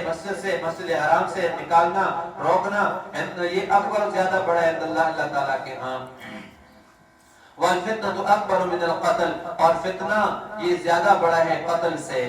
کفر کرنا یہ مسجد حرام سے روکنے سے بھی بڑا گناہ ہے، قتل سے بڑا گناہ ہے. والفتنہ اکبر من القتل ولا یزالون یقاتلونکم، یہ برابر تم سے قتال کرتے رہیں گے. حتی یردوکم، یہاں تک کہ وہ تمہیں پلٹا دیں. عن دینکم، تمہارے دین سے. ان استطاعوا، اگر ہو سکے تو. اگر ان سے ہو سکے تو تمہیں تمہارے دین سے مرتد کر دیں. ارتداد کہتے ہیں دین سے پھیرنے کو. تمہیں وہ تمہارے دین سے پھیر دیں ہم دینی فیمت پھر وہ مر جائے وہ کافر اور وہ کافر ہی ہو کفر کی حالت میں ہی مرے. اولئک حبطت اعمالهم تو ان کے اعمال حبطت ضائع ہو گئے پھر دنیا میں والآخرہ اور آخرت کے اندر سب غارق ہو جائیں گے. اولئک اصحاب النار یہی لوگ جہنمی ہوں گے. ہم فیہا خالدون اور ہمیشہ ہمیشہ اس میں رہیں گے جہنم کے اندر. جب یہ اپنی شرارتوں سازشوں اور تمہیں مرتد بنانے کی کوشش سے باز آنے والے نہیں ہیں تو اے مسلمانوں پھر تم ان سے مقابلہ کرنے میں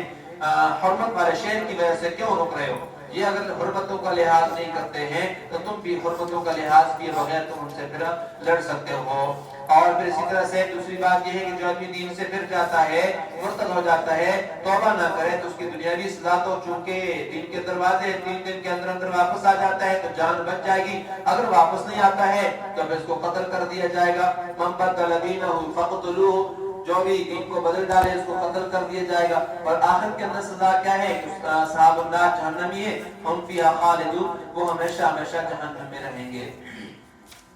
ان الذين امنوا بے شک وہ لوگ جو ایمان لائے والذین ہاجروا اور وہ لوگ جنہوں نے ہجرت کی وجاہدوا فی سبیل اللہ اور جہاد کیا اللہ تعالیٰ کے راستے میں اولئک یرجون رحمت اللہ یہی لوگ ہیں جو اللہ تعالیٰ کی رحمت کے امیدوار ہیں. واللہ غفور رحیم اللہ تعالیٰ بخشنے والے رحیم مہربانی کرنے والے ہیں. یسألونک عن الخمر والمیسر لوگ آپ سے سوال کرتے ہیں خمر کے بارے میں شراب کے بارے میں والمیسر اور جوئے کے بارے میں لوگ آپ سے سوال کرتے ہیں. لوگ آپ سے سوال کر رہے ہیں پوچھ رہے ہیں شراب اور جوئے کے بارے میں. قل آپ فرما دیجئے فیہما اثم کبیر ان دونوں کے اندر جوئے کے اندر بھی اور شراب کے اندر بھی اثم کبیر بہت بڑا گناہ ہے. ومنافع للناس اور لوگوں کے لیے اس میں فائدے ہیں لوگوں کے لیے فائدہ بھی ہے. واسمہما اکبر من نفعہما اور ان دونوں کا گناہ اکبر بڑا ہے من نفعہما ان کے نفع سے ان کا گناہ ان کے نفع سے زیادہ ہے.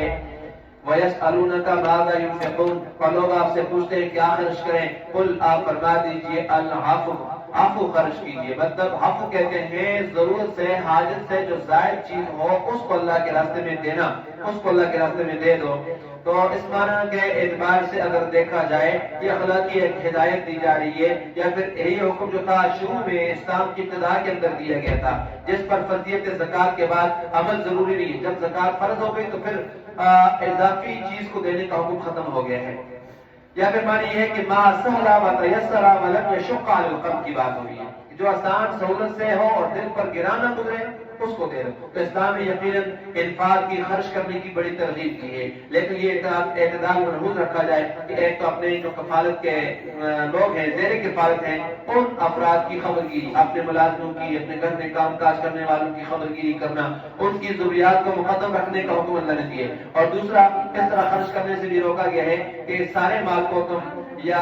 سارے کے سارے مال کو دے دو اور پھر لوگوں سے ہاتھ مانگ کر کے ہاتھ بڑھا کر کے سوال کرنے لگ جاؤ. نہیں اندازے کے مطابق اور ایک ایسی گنجائش کے مطابق دیں کہ آپ اپنے بچوں کو بھی کل محروم نہ کریں. یہاں اس آیت کے اندر پہلی بات تو یہ بیان فرمائی ہے کہ شراب کے بارے میں جو لوگ آپ سے سوال کرتے تو اس کا جواب آیا کہ یہ گناہ ہے اور اس کے اندر فائدے بھی ہیں لیکن اتنا بتا دیا کہ ان کا جو گناہ ہے یہ اس کے نفع سے بڑا ہوا ہے. تو فائدوں کے متعلق دنیا سے متعلق فائدہ ہے کہ شراب سے وقتی طور پر بدن کے اندر چستی آتی ہے مستعدی پیدا ہوتی ہے اور بعض ذہنوں کے اندر تیزی بھی آ جاتی ہے جنسی قوت میں اضافہ ہوتا ہے اس لیے اس کا استعمال کیا جاتا ہے. اور اسی طرح سے دوسری چیزیں خرید و فروخت ہے اس میں نفع بخش کاروبار ہے. اور جوا جو ہے اس میں بعض دفعہ بھی جیت جاتا ہے مال مل جاتا ہے پیسے مل جاتے ہیں گاڑیاں مل جاتی لیکن یہ فائدے ان نقصانات اور مفاسد کے مقابلے میں کوئی حیثیت نہیں رکھتے ہیں جو انسان کی عقل اور اس کے دین کو ان سے پہنچتے ہیں. تو اس لیے فرمایا کہ ان کا گناہ ابھی بعض دفعہ جوا کھیلتے کھیلتے آخر میں لڑائی پر اتر آتا ہے فساد دنگے پر اتر آتا ہے دوسروں کو مار لیتا ہے. اسی طرح سے شراب کے مطابق یہ ہے کہ جب شراب پیتے انسان سمجھتا نہیں ہے تو کسی دوسرے پر گولی چلا کر کے قتل کر دیتا ہے تو مفاسد زیادہ ہے فائدے کم ہے. یہاں پر روکا نہیں ہے مکمل طور پر صرف بیان کیا بتایا ہے کہ دونوں چیزوں کے متعلق بتا دیا فائدے کا بتا دیا نقصان کا بھی لیکن آخر میں یہ بتا دیا کہ ان کے فائدوں سے ان کا گناہ زیادہ ہے. یہ پہلی آیت ہے شراب کے متعلق۔ اور دوسری آیت وہ ہے کہ جس کے اندر اللہ تبارک و تعالیٰ نے یہ فرمایا کہ یا ایھا الذین آمنوا لا تقربوا الصلاۃ وانتم سکارى، کہ جب تم نشے کی حالت میں ہو تو نماز کے قریب نہ جاؤ۔ یہاں پر بھی روکا نہیں ہے۔ ایک صحابی نے دعوت کی عبدالرحمن بن عوف رضی اللہ تعالیٰ عنہ نے صحابہ اکرام کی، اور وہاں پر جب نماز پڑھی گئی غالباً حضرت علی رضی اللہ تعالیٰ کے بارے میں آتا انہوں نے نماز پڑھائی اور نماز کے اندر سورہ کافرون پڑھی، اور جب کافرون پڑھی تو کافرون پڑھی تھی اس حالت کے اندر کہ شراب پی ہوئی تھی، کیونکہ ابھی تک شراب کے بارے میں حرمت کا حکم آیا نہیں تھا۔ اب جب نماز پڑھی تو نماز کے اندر غلطی ہونے لگ گئی، جب غلطی ہوئی تو اللہ تعالیٰ نے قرآن اتار دیا اور فرما دیا یا ایھا الذین آمنوا لا تقربوا الصلاۃ وانتم سکارى، کہ نشہ کی حالت میں ہو تو نماز کے قریب نہ جاؤ۔ یہاں پر بھی مکمل روکا نہیں ہے، صرف اتنی بات کی ہے کہ جب تم شراب پی چکو تو پھر نماز نہ پڑھو اسی حالت کے اندر، کیونکہ تم سے یہ پتہ ہی نہیں چلتا ہے کہ تم اپنی زبان سے کیا نکال رہے ہو۔ نشے میں انسان کی عقل پر پردے آ جاتے ہیں۔ پھر تیسرا حکم جو حکم ہے وہ کیا تھا؟ انما الخمر والمیسر والازلام رجس من عمل الشیطان، یہ ساری چیزیں شیطانی کام بتا دیے، رجس گندگی قرار دیا ہے، حرام قرار دیا ہے، مکمل طور پر سے بچنے کا اعلان کر دیا اللہ تبارک و تعالیٰ نے۔ تو یہ تیسری آیت جب اتری اس کے بعد شراب مکمل طور پر حرام ہو گئی، اور جب یہ شراب کی حرمت کا حکم آیا تو روایت کے اندر آتا ہے کہ صحابہ اکرام نے، چونکہ پہلے تو شراب عام کیا گھر کے اندر پائی جاتی تھی، تو مدینے کی گلیوں کے اندر شراب کس طرح سے اس کے مٹکے آ کر کے گرائے جا رہے تھے، اور ندیاں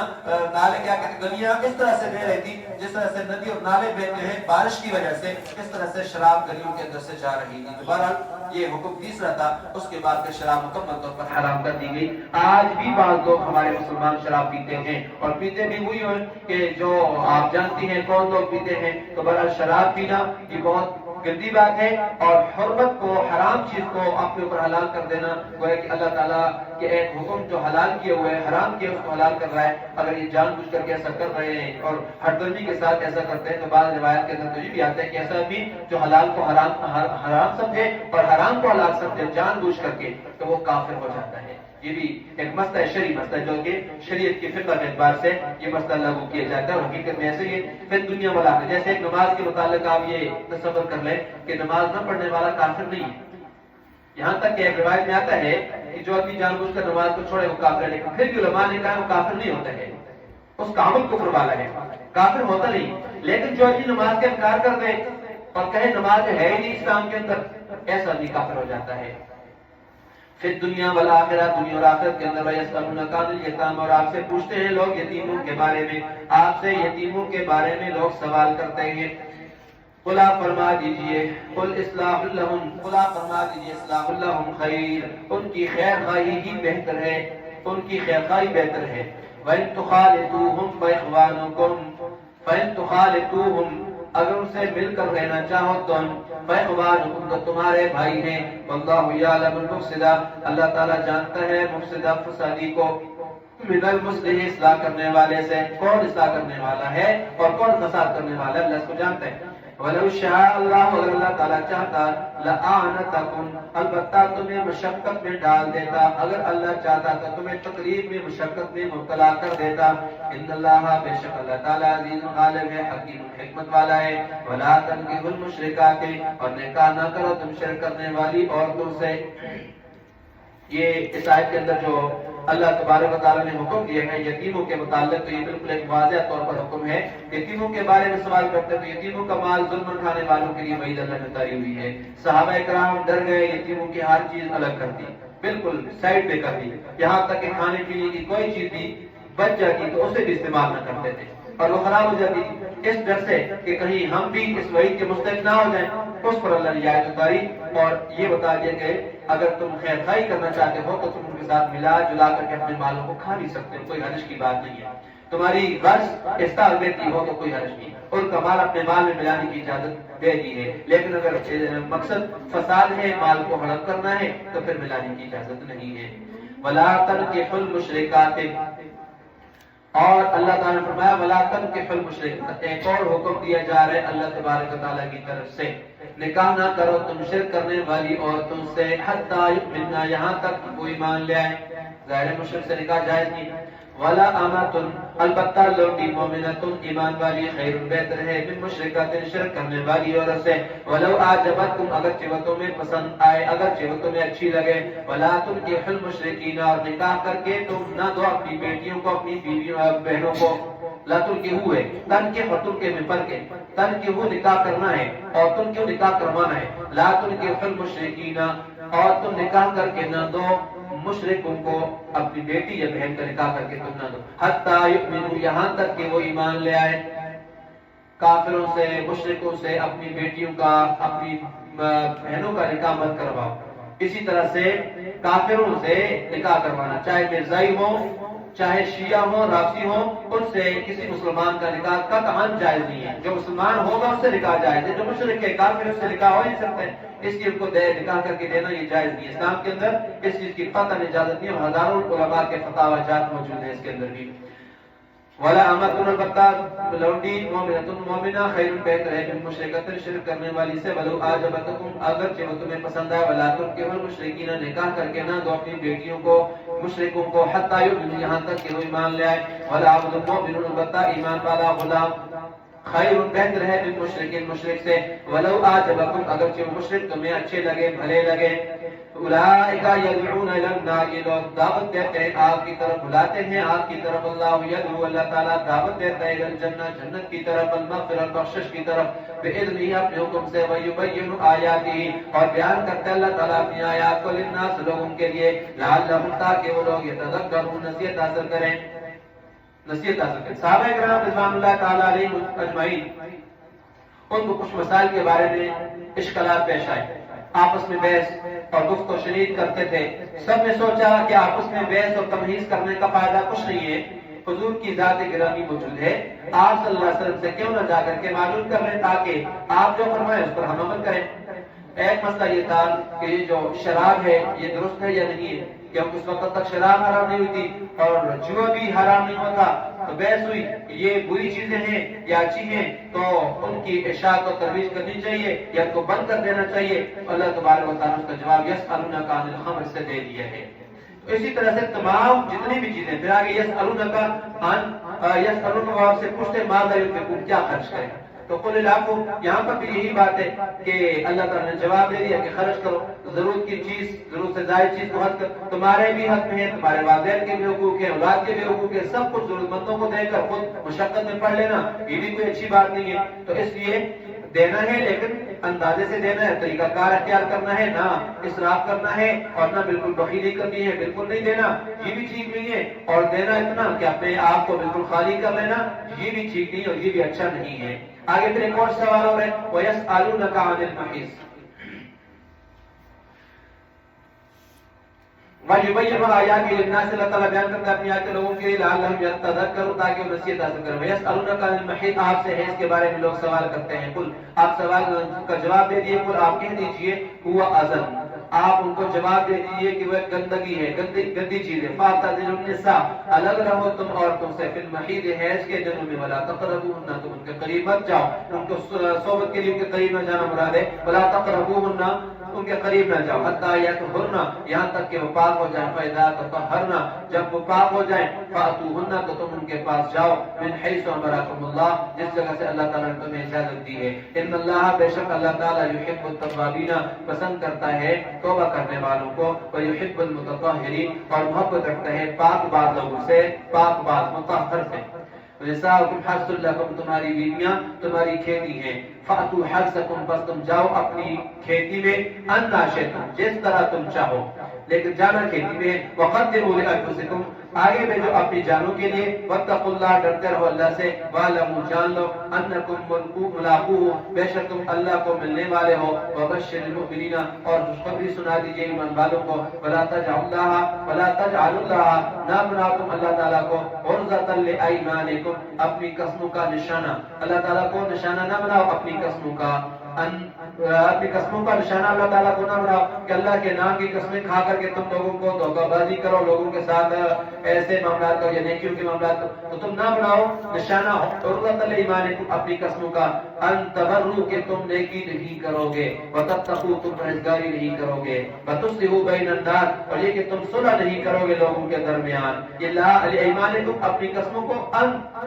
تبروا، یہاں پر ان یہ لا کے معنی یہ ہے کہ تم نیکی نہیں کرو گے، تم پرہیزگاری نہیں کرو گے، تم آپس میں صلح نہیں کرو، ایسی قسمیں ہرگز نہ کھاؤ، لوگوں کے درمیان صلح نہ کرنے کی ایسی قسمیں نہ کھاؤ۔ واللہ سمیع علیم، اللہ تعالیٰ سننے والے جاننے والے، لا یؤاخذکم اللہ، اللہ تعالیٰ مؤاخذہ نہیں کرے گا تمہارا باللغو لغو قسموں میں، فی ایمانکم تمہاری قسموں میں، تمہاری لغو قسموں کی، لغو قسم کی جو قسمیں ہیں عام طور پر جو بات بات پر قسم کر لیتا ہے کہ قسم سے میں نے یہ کیا، قسم سے یہ لغو قسمیں ہیں، تو تمہاری لغو قسم کی قسموں میں تمہارا مؤاخذہ اللہ تعالیٰ نہیں کریں گے، پکڑ نہیں کریں گے، ولکن یؤاخذکم لیکن وہ تمہارا مؤاخذہ کرے گا بما اس پر کسبت قلوبکم ان قسموں میں کسبت جو کی ہے، تو قلوبکم تمہارے دلوں میں جو تمہارے دلوں نے پورے ارادے کے ساتھ اٹھائی ہیں ان قسموں پر اللہ تمہارا مؤاخذہ کرے گا۔ واللہ غفور حلیم، اللہ تعالیٰ بخشنے والے، حلیم بردبار ہے، بردباری والے ہیں، تحمل کرنے والے ہیں، تو تحمل بھی ہے اور بخشنے والے بھی ہیں اللہ تبارک و تعالیٰ۔ جو غیر ارادی اور عام طور پر قسم کھائی جاتی ہے اور اس قسم پر اللہ تبارک و تعالیٰ نے جو عام طور پر زبان سے نکل جاتی ہے اس پر مؤاخذہ نہیں ہے، لیکن جو عمدن جھوٹی قسم جان بوجھ کر کے کھاتا ہے وہ جھوٹی قسم ہوتی ہے، اس پر مؤاخذہ ہے، ایسی قسمیں کھانے سے روک دیے گئے ہیں۔ للذین ان لوگوں کے لیے یؤلون من نسائہم جو الا کرتے ہیں اپنی بیویوں سے، جو اپنی بیویوں سے الا کرتے ہیں، جو اپنی بیویوں سے قسمیں کھائیں، یؤلون قسم کے معنی میں تعلق نہ رکھنے کی قسم کھاتے ہیں کہ میں اپنی بیوی کے پاس اتنے مہینے کے لیے نہیں جاؤں گا، یہ الہ ہے، اس کو الہ کہتے ہیں فقہ کی اصطلاح کے اندر تربص اربعۃ اشہر، تو ان کے لیے 4 مہینے کی مدت ہے، فإن فاؤوا پھر اگر وہ لوٹ آئے، فإن اللہ غفور الرحیم تو بے شک اللہ تعالیٰ غفور الرحیم بخشنے والے ہیں، رحیم مہربانی کرنے والے ہیں، اللہ تعالیٰ بخشنے والے ہیں اور مہربانی کرنے والے ہیں۔ تو الہ کا حکم کیا ہے؟ الہ للذین یؤلون سے الہ ہے، یؤلون الہ ان سے ہے، اور مجرد اس کا الیتن ہے یا الیتن کا معنی آتا ہے قسم۔ شریعت کی اصطلاح کے اندر الہ کس کو کہتے ہیں تو ہمیں یہ بات جاننی چاہیے، الہ کہتے ہیں کہ کوئی آدمی اپنی بیوی سے ناراض ہو کر کے یہ قسم اٹھا لیتا ہے کہ میں آپ کے قریب نہیں آؤں گا، تو اس کے لیے اللہ تبارک و تعالیٰ نے ضابطہ بیان فرمایا ہے کہ اگر کوئی آدمی قسم اٹھاتا ہے اور کہتا ہے کہ اللہ کی قسم میں 4 مہینے تیرے قریب نہیں آؤں گا، سمجھنا ہے اس بات کو، اگر یہ آدمی 4 مہینے کے اندر اپنی بیوی کے پاس چلا جاتا ہے تو اس کو قسم کا کفارہ ادا کرنا پڑے گا، قسم کا جو کفارہ ہوتا ہے وہ قسم کا کفارہ ادا کرنا پڑے گا اور الہ کا حکم ختم ہو جائے گا، ختم۔ اور اگر 4 مہینے تک بیوی کے پاس نہ گیا تو قسم پوری ہو، اب قسم پوری ہو گئی، کفارہ نہیں آئے گا، پہلی صورت میں کفارہ آتا تھا، قسم پوری توڑ لی تھی اس نے، اب یہاں پر قسم پوری ہو گئی، کفارہ نہیں آئے گا۔ البتہ ایسی صورت کے اندر ایک طلاق بائنہ واقع ہو جائے گی۔ امام ابو حنیفہ رحمۃ اللہ علیہ کی تحقیق یہ ہے کہ اس حالت کے اندر اس عورت پر ایک طلاق بائنہ خود بخود واقع ہو جائے گی 4 مہینے گزرنے کے بعد، اگر 4 مہینے کے اندر اس نے رجوع نہ کیا ہو۔ اور بائنہ کا مطلب کیا ہوتا ہے؟ طلاق بائنہ، طلاق بائنہ کہتے ہیں، طلاق بائنہ کا مطلب یہ ہے کہ بیوی الگ ہو گئی، تجدیدی نکاح کے بغیر، نئے نکاح کے بغیر اب رجوع نہیں کر سکتا ہے، اگر رجوع کرنا چاہتا ہے تو نئے سرے سے نکاح کر کے اس کے ساتھ دوبارہ رہ سکتا ہے، حلالہ نہیں کروانا یہاں۔ ایک طلاق 2 طلاق کی صورت میں بغیر 2 طلاق کے بعد اگر کوئی آدمی دوبارہ رجوع کرنا چاہتا ہے تو طلاق بائنہ کی صورت کے اندر، طلاق رجعی تو ویسے ہی رجوع ہو جاتا ہے رجوع کرنے سے، لیکن جب طلاق بائنہ ہو جاتی ہے، جدا ہو جاتی ہے بیوی، تو اس صورت کے اندر اس کا مسئلہ شرعی یہ ہے کہ اس کے لیے تجدید نکاح ضروری ہے، نیا نکاح کرنا ضروری ہے، اس کے بغیر رجوع نہیں کر سکتا۔ اور اگر یہ اکٹھا رہنا چاہتے ہیں، دوبارہ نکاح کرنا چاہتے ہیں تو اس صورت میں ہے۔ اور اگر 4 مہینے سے کم قسم اٹھائی ہے، 2 مہینے کی اٹھائی، 3 مہینے کی اٹھا لی، 3.5 مہینے کی اٹھا لی، تو یہ شرعی اعلان نہیں ہے۔ مثلا کوئی آدمی 1 مہینے کی قسم اٹھاتا ہے یا 2 کی یا 3 کی قسم اٹھاتا ہے، تو 1 مہینہ گزرنے کے بعد یا 2 کی قسم اٹھائی ہے، 2 مہینے گزرنے کے بعد خود بخود طلاق واقع نہیں ہوگی، یہ مسئلہ الگ ہے۔ 4 مہینے کی اٹھائی ہے تو 4 مہینے کے بعد خود بخود طلاق واقع ہو جاتی ہے۔ 1 مہینے کی، 2 کی، 3 کی اٹھائی ہے تو 3 مہینے گزرنے کے بعد طلاق واقع بالکل بھی نہیں ہوگی، یا کیونکہ 4 مہینے کی شرط ہے۔ اور دوسری صورت کیا ہے اس کی کہ قسم اٹھاتا ہے اور اس کے ساتھ یہ کہتا ہے کہ میں ساری زندگی تیرے قریب نہیں ہوں گا۔ ایک تو 4 مہینے کا لفظ متعین کیا ہے، اور دوسرا یہ کہتے ہیں کہ ساری زندگی میں تیرے قریب نہیں آؤں گا۔ 4 مہینے کا ذکر بالکل نہیں کرتا تو بھی یہ الہ ہو جائے گا، یعنی اس صورت کے اندر بھی الہ ہوگا کہ 4 مہینے سے زیادہ کا ذکر کرتا ہے، 5 مہینے کا، 7 مہینے کا، 10 مہینے کا، سال کا، 2 سال کا، ان تمام صورتوں کے اندر الہ ہو جاتا ہے۔ تو ان صورتوں کے اندر پھر الہ کے صورت کے اندر 4 مہینے کے بعد ایک طلاق واقع ہو جائے گی، اور اس طرح سے بیوی اس سے الگ ہو جائے گی۔ اگر رجوع کرنا چاہتا ہے تو اس کو نئے سرے سے تجدید نکاح کرنا پڑے گا، اور 4 مہینے سے پہلے کر دیا ہے اس کے ساتھ رجوع، تو اس صورت کے اندر کفارہ اس کو ادا کرنا پڑے گا۔ تو پھر اس کے لیے کفارہ ضروری ہے، قسم کا کفارہ جو ہوتا ہے اس کو قسم کا کفارہ ہر صورت میں ادا کرنا پڑے گا۔ وَإِنْ عَزَمُ الطَّلَاقَ، اور اگر طلاق ہی کا قصد کر لے، ارادہ کر لے، طلاق کا ارادہ کرتے ہیں، اب طلاق کا ارادہ کرتے ہیں تو پھر معاملہ الگ ہے۔ فَإِنَّ اللَّهَ سَمِيعٌ عَلِيمٌ، بے شک اللہ تعالیٰ سننے والا ہے اور جاننے والا ہے۔ یہ بات یاد رکھنے کی، طلاق جو ہے نا یہ اچھی چیز نہیں، حدیث میں بھی آتا ہے، حضور نے فرمایا ان ابغض المباحات عند اللہ الطلاق، جو چیزیں جائز ہیں ان میں بری چیز طلاق ہے۔ تو بے شک جائز چیزوں میں سے جس پر اللہ تعالیٰ زیادہ ناراض ہوتے ہیں وہ طلاق ہے۔ ابو داؤد شریف کی روایت ہے، جس عورت نے سخت ضرورت کے بغیر، اشد ضرورت کے بغیر شوہر سے طلاق طلب کی، جیسے آج عام طور پر خلا لیے جا رہے ہوتے ہیں کی طرف سے ہوتے ہیں خلے، تو شوہر سے بغیر کسی اشد ضرورت کے اگر طلاق طلب کی، اس پر جنت کی خوشبو بھی حرام ہے، وہ جنت کی بو نہیں سونگھ سکے گی۔ تو گھروں میں ناراضگیاں ہوتی رہتی ہیں، نوک جھونک ہوتی رہتی ہے، تو ان چیزوں سے اکتا کر طلاق کا مطالبہ کرنا یہ سخت گناہ ہے۔ ہاں اگر شوہر نامرد ہے، نان نفقہ نہیں دیتا ہے، بلا وجہ اکثر مارتا رہتا ہے، طلاق کا مطالبہ پھر ایسی صورت میں کر سکتی ہے۔ مجبوری کی حالت میں شریعت نے طلاق کی اجازت دی ہے، جس کی تفصیل اللہ تبارک و تعالیٰ نے والمطلقات یتربصن بانفسہن ثلاثۃ قروء ان کے اندر دی ہے۔ تو اگر کسی نے صریح الفاظ کے ساتھ طلاق کے متعلق پہلے بات اس کو سمجھ لیں، کہہ دیا کہ میں نے تجھے طلاق دی ہے، تو یہ طلاق رجعی، صریح طلاق الفاظ آتے ہیں طلاق کے اندر نا، کہ میں نے تجھے طلاق دی، طلاق کا لفظ کہتا ہے، تو یہ طلاق رجعی ہوتی ہے۔ رجعی کا مطلب کیا ہوتا ہے کہ وہ عدت کے دوران، 3 مہینے کے دوران، 3 حیض کے دوران بیوی سے رجوع کرنا چاہے تو کر سکتا ہے، بغیر تجدید نکاح کے بھی نیا نکاح کرنے کی ضرورت نہیں ہے۔ 1 بار یا 2 بار کہا ہے کہ میں نے تجھے طلاق دی ہے، تو یہ بھی طلاق رجعی ہے، تو دوران عدت رجوع کر سکتا ہے۔ اگر عدت گزر گئی تو یہی طلاق رجعی، ایسی صورت میں اگر عدت گزر جاتی ہے تو یہ بائنہ ہو جائے گی، اور نئے سرے سے پھر اس کو نکاح کرنا پڑے گا، اور مہر بھی نئے سرے سے مقرر کرنا پڑے گا۔ 2 شریک گواہ کا ہونا بھی یہاں پر ضروری ہوگا، اور اگر 3 طلاقیں دے دی ہیں تو پھر اس کے بعد مزید کوئی گنجائش اس کے پاس نہیں بچتی ہے، شرعی طور پر کوئی گنجائش نہیں رہتی ہے۔ پھر علماء کے پاس جاتے ہیں ہمیں کوئی راستہ نکال کے دیں، تو علماء کیا راستہ نکالیں گے؟ تو نے 3 طلاقیں مکمل دے دی، پھر اس کے بعد کہتے ہیں علماء راستہ نکال کے دیں، پھر بات ہمارے ہاں تو کوئی بھی ایسا راستہ نہیں ہے، پھر غیر مقلدوں کے پاس چلے جاتے ہیں، 10,000 روپے یا 20,000 روپے بھی لے دیتے ہیں اور فتویٰ بھی دے دیتے ہیں بھائی آپ کی طلاق نہیں ہوئی، کیونکہ 3 طلاقیں ان کے یہاں ایک ہی ہوتی ہے، تو ہمیں اپنا مطلب بھی پھر وہاں پر تبدیل کر دینا ہوتا ہے، تو اس لیے ایسا ہرگز نہ کریں۔ والمطلقات یتربصن بانفسہن ثلاثۃ قروء، اور طلاق والی عورتیں اپنے آپ کو روکے رکھیں، بانفسہن اپنے آپ کو، ثلاثۃ قروء 3 حیض تک روکے رکھیں، 3 حیض تک اپنے آپ کو روکے رکھیں، 3 حیض تک۔ تو یہاں سے عدت کا مسئلہ بیان ہو رہا ہے اور اس کی بہت ساری صورتیں ہیں، یہ اہم ضروری ہے، اس لیے اس کی تفصیل بھی ضروری ہے کہ وہ عورت، ایک تو یہ ہے کہ وہ عورت کی جس کو طلاق ملی ہے اور اس کے پیٹ میں بچہ ہے،